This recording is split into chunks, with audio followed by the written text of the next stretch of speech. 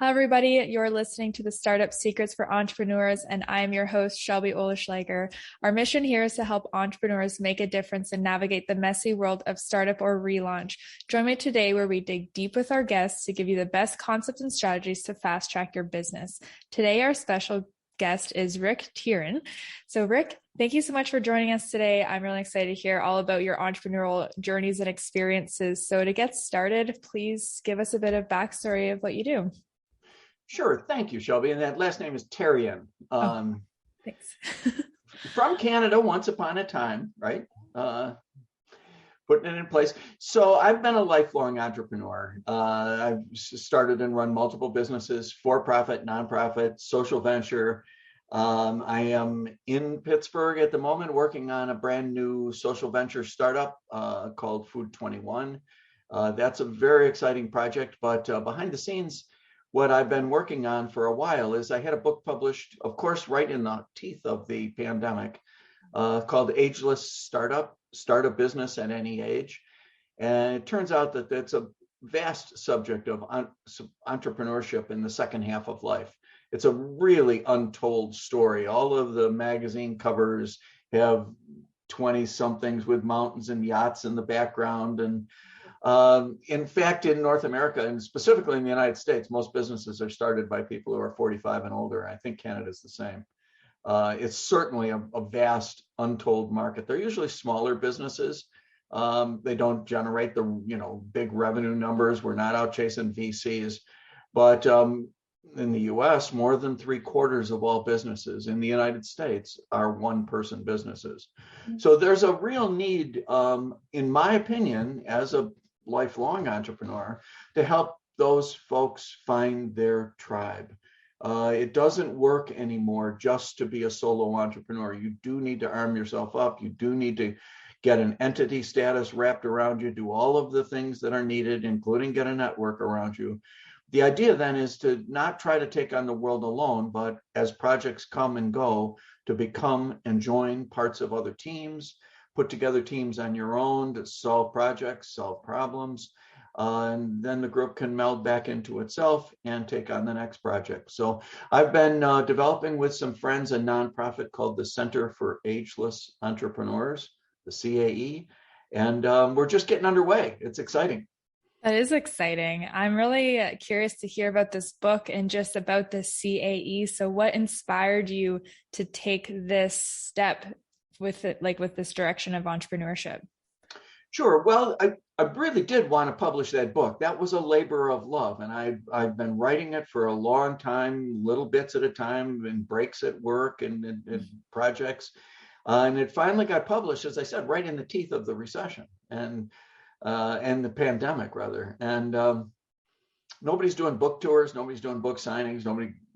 Everybody's under the covers, And what do you do? And so we did come up with an idea to form this nonprofit. And the farther it's gone along, the better this story is becoming. We're having a much wider reach. I've got podcast interviews now all over the world. I did one in Oman and just did one in Singapore. There's a real demand for this little teeny subject area. But when you pull that demographic out, it's millions of people in North America and certainly billions of people globally. That need a network, that need a tribe, that need some peer-to-peer support. And we thought that doing it in a nonprofit mode, format, would be one that could get the most amount of benefit to the most amount of people. Mm-hmm. Was that decision, like, how has that been? Is this obviously is this your first time doing a nonprofit? And if so, were there some sort of obstacles that were involved that you weren't expecting? I've done a nonprofit before. It's a small flavor of these things, but I helped start a 501c6. This is really boring. And this one is a 501c3. So there's a little different flavor of these things, but they were about 10 or 12 years apart. And the technology is different now. And the technology is becoming much more appropriate to the needs of smaller entrepreneurs. They were big system-wide, enterprise-wide solutions that the software developers were going after. Now there's much better software for doing individual peer-to-peer networking. Mm-hmm. That's been a real bonus.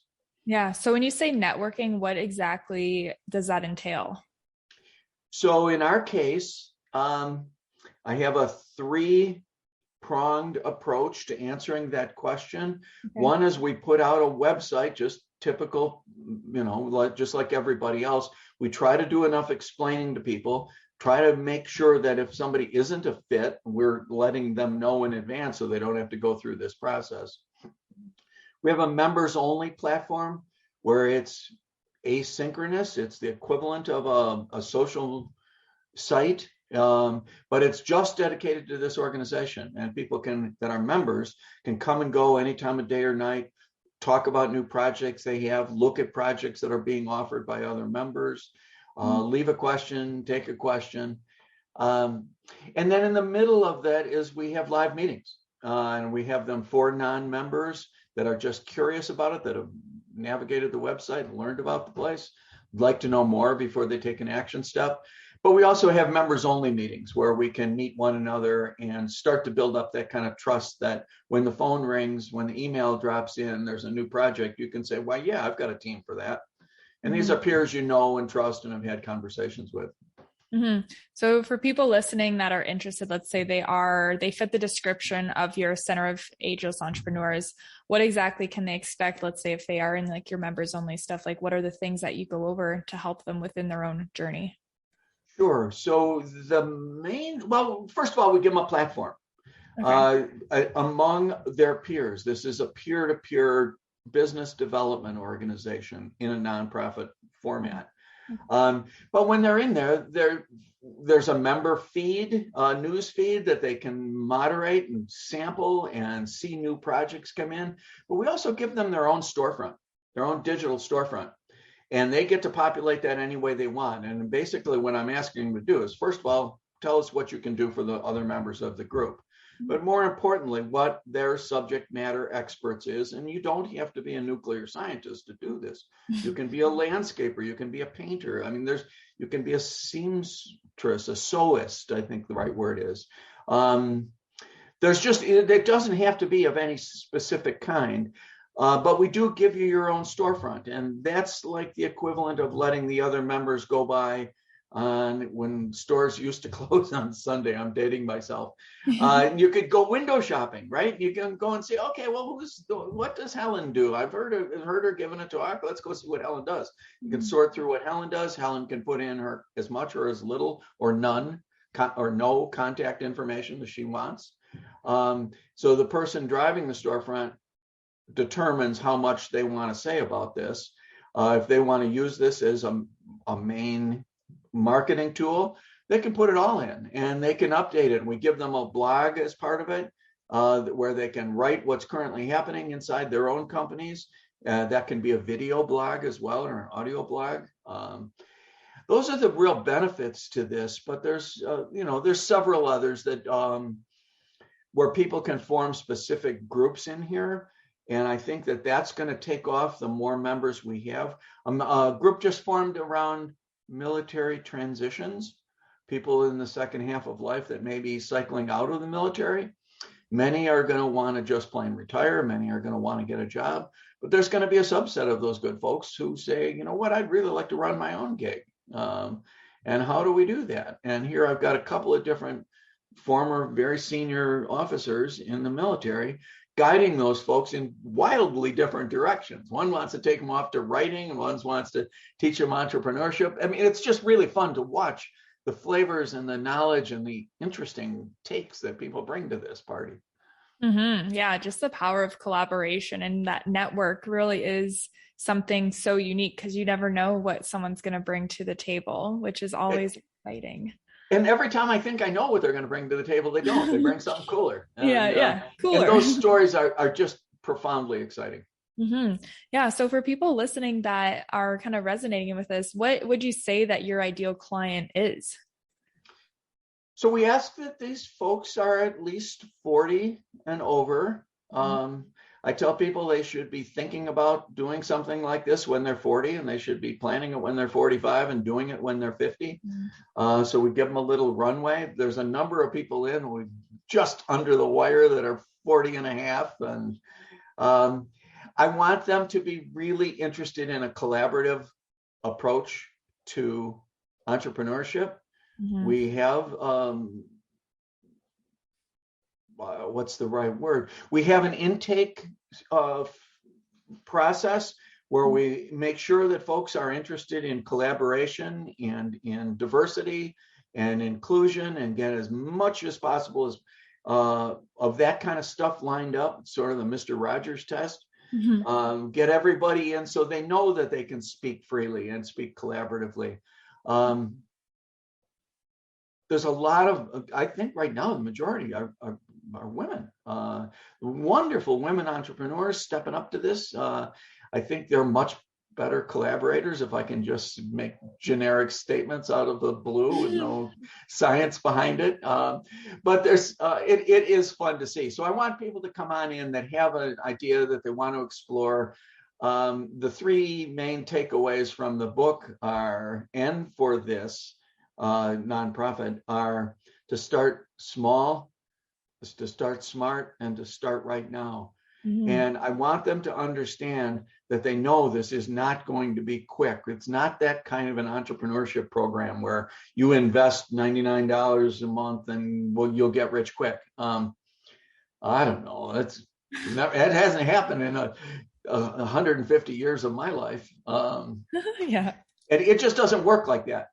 But so we want people with realistic expectations. And if you do want a venture run business and you do want to chase VCs around the block and, all of that, there's a door down the left that you can go in. That's just not this club.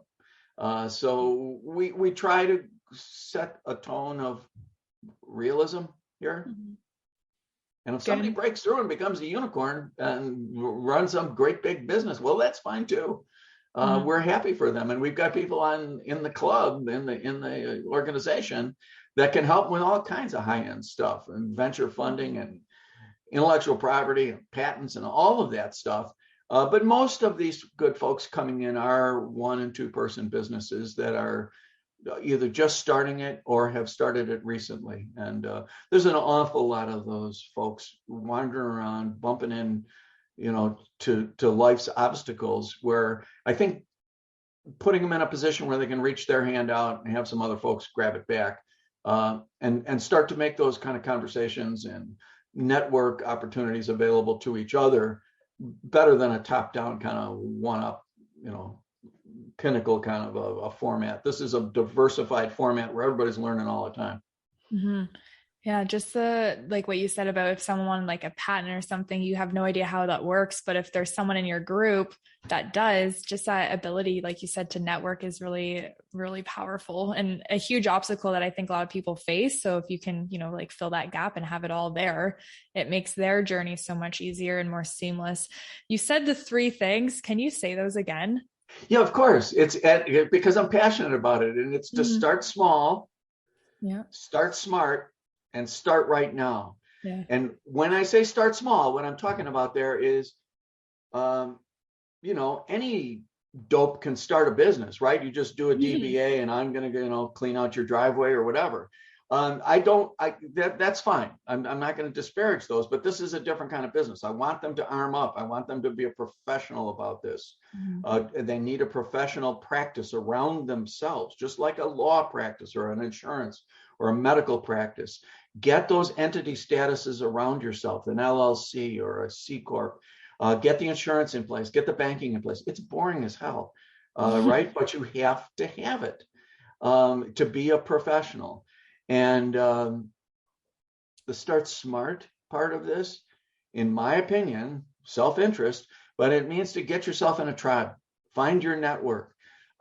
This doesn't work as a one-person ethic any longer. It can, 1 job at a time, 2 jobs at a time. But the way this works is not the old Lone Ranger kind of a model. It's that you see a problem, you're invited to talk about a problem and propose solutions for a problem, but you don't do it as yourself. You go back to your network and you say, why, yes, I've got a chief technical officer, I've got a landscaping specialist, I've got those people here, and we can come in and help with your project. That's the start smart part, is surround yourself with peers who you know and trust, And you don't have to, marry these people, right? They're just out there in your network with the same kind of attitude and ethics of business ethics that you have. We're screening them for that. And the start right now is that it's just going to take longer than you think. Everything does. These two startups I'm working on here right now in Pittsburgh. I mean, I was telling everybody a year ago, okay, we're open, we're ready to go. And it just takes longer than you think. And there's nothing bad about that. If you can start early, which I do recommend, then it's not a disappointment. You're learning what the needs of your business and the needs of your customers are over those time periods. And it served me well here, despite the fact that I started with a whole lot of hair. Yeah. That's awesome. I love that though. It's so key, I think, for anyone in any sort of business, and especially like with what you're doing, it makes a lot of sense. With your nonprofit, I'm curious, how are you able to, when you decided to start this, like, how are you able to grow that business and grow your members to what it is today? Well, it's mostly been word of mouth. And we have nothing social or very public. I mean, I'm supposed to be putting things on our LinkedIn and Facebook sites, but I'm terrible at that stuff. It's mostly members telling other people about it, and conversations like this that you and I are having. There's an undercurrent of folks, even when they're significantly younger. This young man from Oman I did the interview with. He was, I don't know, maybe still in high school, but he was all over this. And he immediately said, oh, I got to tell my uncle about this. Oh, you got to meet my mom. And next thing I know, I'm getting an email from mom and the uncle and a few other people that listened on. So it's mostly just low key. We don't have it's not revenue driven. We don't have to hit certain revenue markers to pay investors on this thing. So it's got a pace and a life of its own. And I always want things to go faster. I'm an entrepreneur, right? But it's teaching me some good lessons in humility. Yeah, patience is key, I hear. Right. Awesome. So with that, where would you like to see it, let's say in a year from now? How would you like it to be progressing? Well, I think that answer is, I'd like to answer it in terms of my members, the members to our organization. Whatever happens to me, I'm going to be fine. But what I want to see for our members is a year from now, I'd like to see our CAE, Center for Ageless Entrepreneurs, I'd like to see them with better and stronger business plans. And I'd like to see them with more revenue and more jobs and more peers and more network possibilities among people they've met on this, and that they're stronger and more resilient as organizations themselves, and that they found new opportunities over this year through this marketplace, through their storefronts, to change the world. If I can do that, that's a good year. And then we keep doing that year after year after year. It gets exponential, and then all of a sudden we're making a real difference. Absolutely. I love that. And yeah, that's what it's all about. Like, if you're able to help other people make that impact, that ripple effect is so powerful and strong. So definitely a good goal. Well, when I'm seeing too, and just one quick thing here is, I'm a big fan of the business writer Seth Godin. And I keep a quote over my desk, and specific to this Center for Ageless Entrepreneurs and among the rest of my life. He says, the best way to make a hit is to build something for the smallest viable audience and make it so good that people tell their peers. That's Seth Godin. And so that's what I think this year after year, and the power of these networks is, it's not me out hawking something. It's the peer-to-peer people telling their friends of, this will make you better. That makes sense. I want to go back and circle to your book, because I love when people write books, and I'm always curious to know kind of why and how it was able to help them, or like the reason behind the book, and also, did it work? Oh, I thought it worked fine, but I'm kind of a biased individual on this subject. I started writing it a couple of businesses ago, late 2007, 8, something like that, maybe even a little earlier. And I used to write it every Friday night. I'd write a blog post every Friday night, and I hated doing it. It was really busy. And then the more I did it, the more I kind of liked doing it. And then the more I did it, the more I had to write on every Friday night. I couldn't stop. And I got into a rhythm of it, and I was writing down, synthesizing what had happened that week.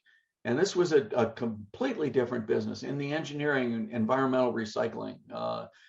Worldwide customers. We had customers all over Africa and Asia. Wow. It was a tough business, and I found that I would circle around at the end of the week and usually have my head in my hands and woe is me kind of stuff. And I started thinking about what happened that week, and there was 4 or 5 or 6 things that had happened that blew by amid all of the chaos that were really remarkable, and it really built our business in ways that are hard to replicate with money. It was the things you just put into your business, the skills and the attitudes and the ideas and the methods that you use for building your business. So I would write about those things. And over time, that blog got really popular. I ended up having to shut it down when I started another startup. And I just got lost in that one. But I took all that was written in that first blog and repurposed it and got an agent, and they found a publisher, a really good publisher. It was Entrepreneur Press. And then they repackaged it into a book, but I had a really tough editor, and she made me make it much better than just what I had written. And I was mad at her through the whole process, and she was 100% right the entire time. She made it much, much better. It's a thin book. It's a lot of inspiration, but she also asked me to put in checklists at each of these things so that somebody sitting in Mississauga or Akron could look at this and say, oh, I'm in the insurance section, got to do these 6 or 7 things. And while I didn't like doing that part, it made the book much better, thanks to her. And there's interviews from entrepreneurs in the second half of life all over the world, and that's some of the very best writing in the book. Wow. And the whole like distributing and stuff, like how was that process for you? Good enough, but the pandemic just threw a monkey wrench into publishing, and so you can't. It's coming. It's unthawing now. But I've pretty much avoided trying to do that kind of book promotion that existed before the pandemic. I'm focusing on using the book as a springboard to work on this nonprofit, which I think is going to be a lot more beneficial than me hawking a book. Yeah, now, the book's still good. Don't get me wrong, but you can get it out of the library in most cases too, so you don't have to buy it. Yeah. Don't tell my publisher I said that. Okay. Secret's safe with me and everyone listening. Thank you, Shelby. Right. Thank you. Yeah. I know I can trust you all. Yeah, I'm very trustworthy. So what's the book called again? It's called Ageless Startup, Start a Business at Any Age. And it is on Amazon and all the indie book kind of things to support independent booksellers. And it's having a really nice run. It's it's fun. I've never done it before. It's a new thing to me, and I like it. Yeah. It's always good. Like, I feel like you just have the entrepreneurial spirit where anything new and exciting is just something that you just got to get after, right? Right. Well, and especially if it fits with everything else. And all of these things seem to. And ultimately, the thing that they fit with the most is that there's millions and millions of people in the second half of life who are packed to the rafters with knowledge and know-how and networks. And they have knowledge of industries that they grew up in, and they have communities they love, and they have industries and markets they love. And yet our whole infrastructure is built around these one-off kind of businesses where you gather all the investors and you run it up as fast as you can, and then everybody sell it. And if it's legal, I'm all in on that. That's fine.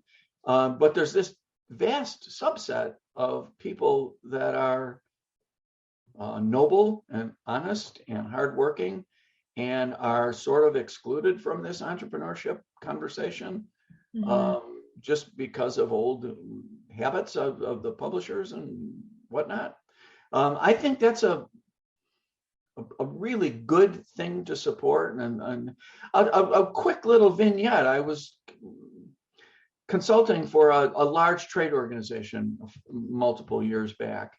And I was thinking about this wonderful web, this network at their big national trade association, all the principal companies and the new companies and the vendors and the bankers and the logistics and all of that. And it was just a thing of beauty to see how much extra value they had made by combining their interests, their own self-interest, into a larger organization. But I looked out in the hallway and there's 5 or 6 people, older people, saying goodbye to each other. They had hit a magic age on somebody's spreadsheet and said, you got to retire or get fired. You've hit our retirement age. And they're saying goodbye to each other. And I'm looking at this, and then I'm looking over my other shoulder at all this good stuff that they built. And I'm thinking, this is just stupid. I mean, this is just dumb. 30 million people in the United States, 25 million people in the United States say in this age group say they want to start their own business. They have 30 years of experience. That's 750 million years of human experience walking out these doors. And it's not like we don't have enough problems around. It's just, how do we organize our service sector, our knowledge base to approach those problems and that are out in the world. That makes so much sense. And it makes me want to be over 40 years old so I can join. We have a kids table. We used to have Thanksgiving. We made the kids sit at the kids table. The kids table. Okay. Count me in. But we'll save you a place there. Yeah. Shelby. That's awesome. So for anyone listening that really resonates with this and they want to learn more from you, or they want to join, like they fit the ideal client, they want to, do you want to be an entrepreneur? They don't know where to turn. Where can they find you? So the website for the nonprofit is just a knowledge site, but it does have a join here. If you can look at it and decide you like it all and you want to take the next step, there is a way to join. But that main public website, that information site, is at agelessentrepreneurs.org. And the book is at ageless-startup.com. And if you go to the web, either one of them, you can get to the site, but there'll be a join button at the bottom of those things. And you can come on through and just ask a couple of questions, make sure you match up.